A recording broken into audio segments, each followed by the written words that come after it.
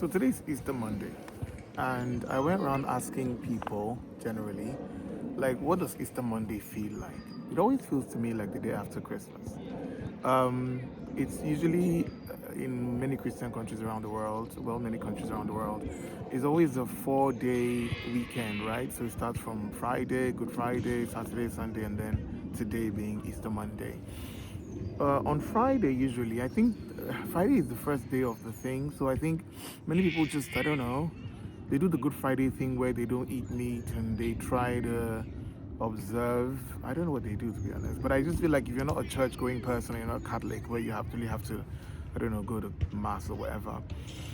I don't know what people do on Fridays. For people here, I asked a couple of my neighbors, and they were like, "Oh, went to the club on Friday." Like, well, it's a holiday. What are we supposed to do?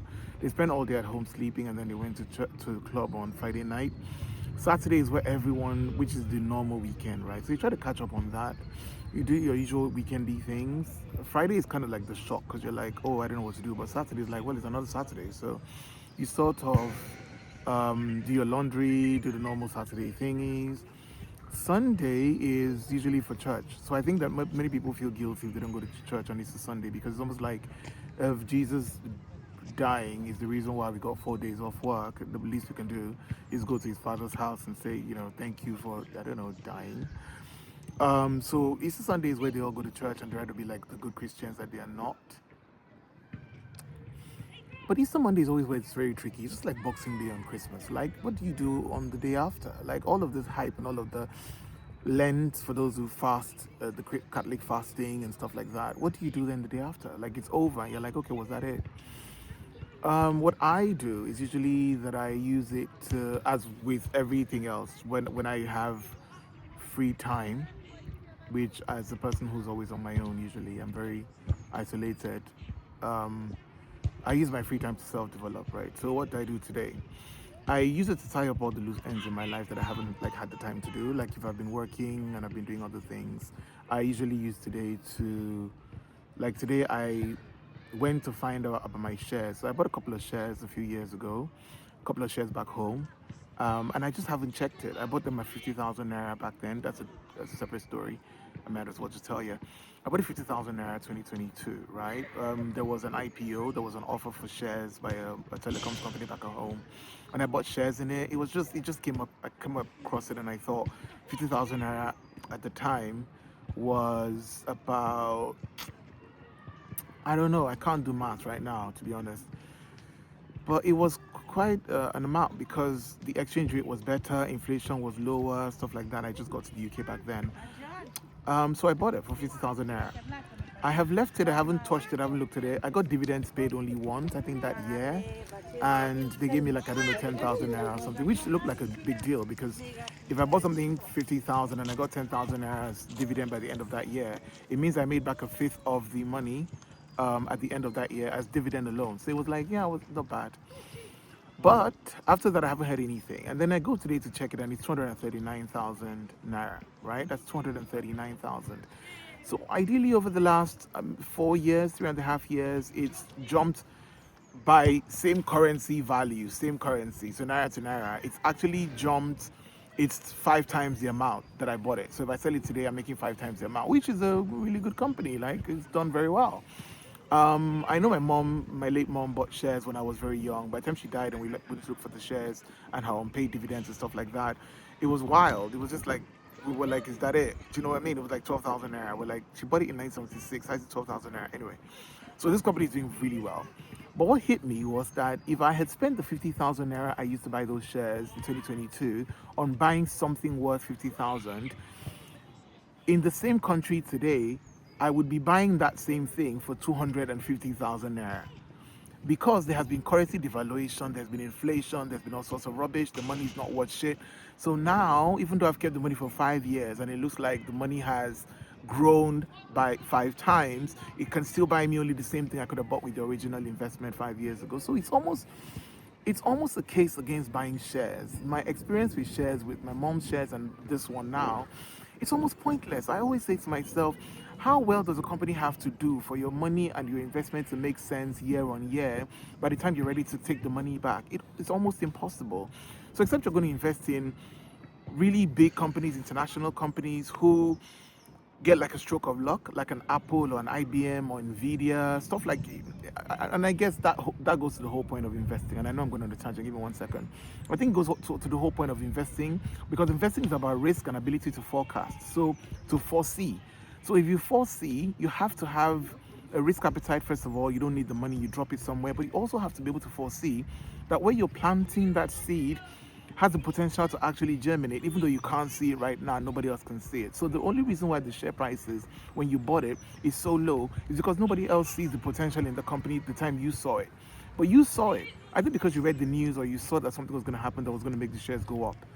When you do that, if I had done that with this company years ago and I'd seen that they were going to like get a government contract, or like there was going to be a war in Iraq or whatever it is, that then allowed me to have the confidence to put the money down and know I'm going to get results back. That's the expertise with share buying, right? I didn't have the expertise. I just bought it because I had extra money. I wasn't doing anything with it. So I guess I can't complain about the fact that I don't have the expertise to do this and make money from it. But also for the average person who just does it like I did, it's almost pointless, because you just make this money and you're like, if I spent the same amount that I invested years ago, I'd have bought the same thing I'm buying now with what looks like I'm making more money. But anyway, so I checked my shares, and I did it brought me back, spiraled me into this whole, why did I bother buying shares? I should have spent my money. But yeah, the money's still there anyway. So any day I pull it out, it's probably gonna still be there. Hopefully it doesn't get worse. I hope the company does better. They haven't paid dividends since then. I don't know why. If I was getting dividend, maybe it would make sense. But I guess it's just put the money back in there. So what I was going to say was, today therefore is my personal development day. I've downloaded a book on my Audible, which is called Atomic Habits by James Cleary. It was recommended to me by ChatGPT. I find that reading in itself is not exactly what is going to save your life. I know people read for different reasons. I have a friend who reads because he tries to escape his reality. He doesn't watch movies very much. He prefers to read because he thinks that it keeps him following the story at his own pace. I don't know whether he has ADHD or he's on the neurodiversity spectrum, but I just know he likes to read things that escapism stuff. Nothing wrong with that. I tried to join him to do it for a while, but I just realized that wasn't my thing. I always felt very empty and very stupid. I felt more stupid after reading fiction and stuff. My brain just knows it's fiction, and I'm like, why am I doing this to myself? I finished reading it. It's the same themes of, gotcha themes, like, oh, some scandalous, dramatic thing. And it's always like, why am I doing this? I could have just watched a movie about it. I didn't have to spend 5 days reading this for the same themes of, oh, the father was the uncle, but she didn't know it was the father. I'm like, I don't need to do this. But then I find recently that the things that I'm happy about reading are things that actually add value to my life, not motivational stuff. I also don't like motivational stuff because it's almost like someone is telling me their own experience, which has no reflection on my life, on my lived experience. So it's like I'm reading your story, I'm getting nothing from it. I'm hoping to get something from it. But by the time I meet the examples that you've given me in your book, where you said, oh, I went into a boardroom and I did X, Y, Z, and I came out a billionaire, by the time it happens to me and I do the same things, I find out it's not the same result because my lived experience is different. The boardroom is different. I'm a black person. You're a white writer. Obviously, your privileges that are available to you are not available to me. So if I just use it hook, line, and sinker, I'm wasting my time reading motivational books, which is usually just a showcase of your own life and adds no value to me. Hello. As is a baby. Adds no value to me. So what I find that I like to read, which is what I'm trying to read today, are books that develop me, right? That make me feel like I understand life a little more, and or I know where I'm going. So it gives me direction. So this book I'm hoping to get from this book now, I'm getting to a phase of my life where everything just seems very childish. Everything just seems very pedantic. I have zero patience for things that don't add immediate value to me. It's almost like I realize that time is going and I don't have the kind of time that I thought I had. So I want everything to add immediate value, because if it doesn't add value, I'm not waiting 10 years for it to do so. And I thought to myself, many men think that they have mentors. The thing with mentors is also the thing with motivational books. You can't live their own life. They've already lived it. And their experience is not going to be your experience. You can learn from them, but that's not going to be your reality. So I'm hoping that this book is going to tell me by myself how to think for myself. Because if I know how to think and I form my own best version of my own thinking and my own self, then whatever thing I meet along the way, I will know how best to think through it and to find the best solution that fits me in the circumstances against, oh, I'm just trying to adapt somebody else's copy and paste, if that makes sense. I'm hoping that I get that from this book. If I do, that will be great. If I don't, I'll come back and let you know. But I just think it's an old person's sort of. I'm becoming old. I think that's the summary of it. It's an old person's way of thinking that everything has an immediate value and that everything is so small and so petty and so no value adding, and you're not going to spend your time on it. And that is exactly how joy sips out of your life, to be honest. Because if you start thinking that if anything that's fun, everything has to have an immediate value to you for you to even devote some time to it, then where's the time for fun? And I think psychologists have also said that there is a place for fun in life, right? So what keeps us young at heart is our ability to have fun. Once we take away our ability to have fun, then we're dying. And I think that's exactly what happens when people get older. Nothing is fun anymore. They lose the ability to laugh and to have a good time.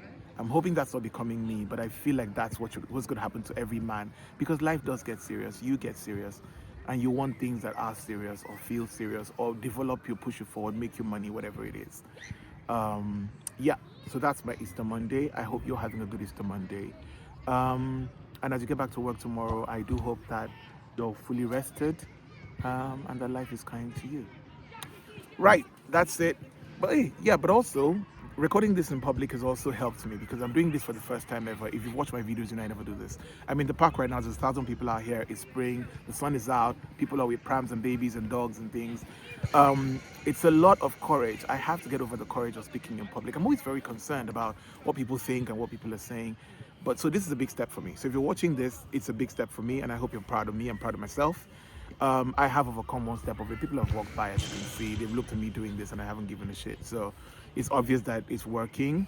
I hope that if I can do a few more of this and not care what anybody thinks about me, I think it helps move you to becoming who you are. Many of the things I've held back from doing in my life that could have changed my entire life is because I was afraid of what people would say or do or think, and whether or not I'll lose people. It's okay to lose people, and I'm okay with it now.